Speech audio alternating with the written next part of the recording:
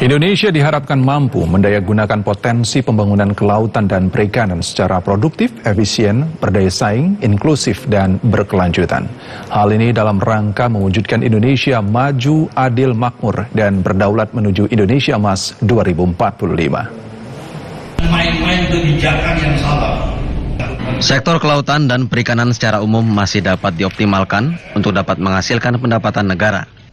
Saat ini sebagian besar usaha perikanan tangkap, perikanan budidaya, pengolahan hasil perikanan dan perdagangan hasil perikanan masih dilakukan secara tradisional dan berskala usaha kecil dan mikro, sehingga tingkat pemanfaatan sumber daya ikan, produktivitas dan efisiensi usaha perikanan pada umumnya masih rendah.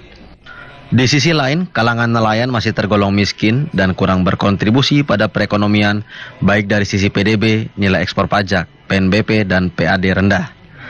Hal itu disampaikan oleh Penasihat Menteri Kelautan dan Perikanan, Profesor Rohmin Dauri, dalam paparannya pada acara Argo Maritim Outlook 2024 dan Rakernas 3 Himpunan Alumni IPB di IPB International Convention Center, Kota Bogor. Agromaritim yaitu sektor yang meliputi sektor pertanian di darat dan sektor kelautan itu merupakan keunggulan komparatif bangsa Indonesia. Dan saya hakul yakin kalau keunggulan komparatif ini disentuh atau dikelola dengan menerapkan inovasi teknologi yang tepat guna dan manajemen profesional, insya Allah akan menjadi competitive advantage atau keunggulan kompetitif bangsa Indonesia. Dalam bentuk buku, kita bentuk konsepnya, naskah akademiknya, benar-benar dari seluruh stakeholdernya IPB. Jadi alumni IPB ini kan ada yang pengamat, peneliti, akademisi, BUMN, pengusaha, seluruhnya kami kumpulkan, kita membuat konsep-konsep, ide-ide, nah inilah yang akan kita berikan pada pemerintah. Sedikit memahami mengenai bagaimana kontribusi dari sektor ini yang secara potensi sangat besar, ya.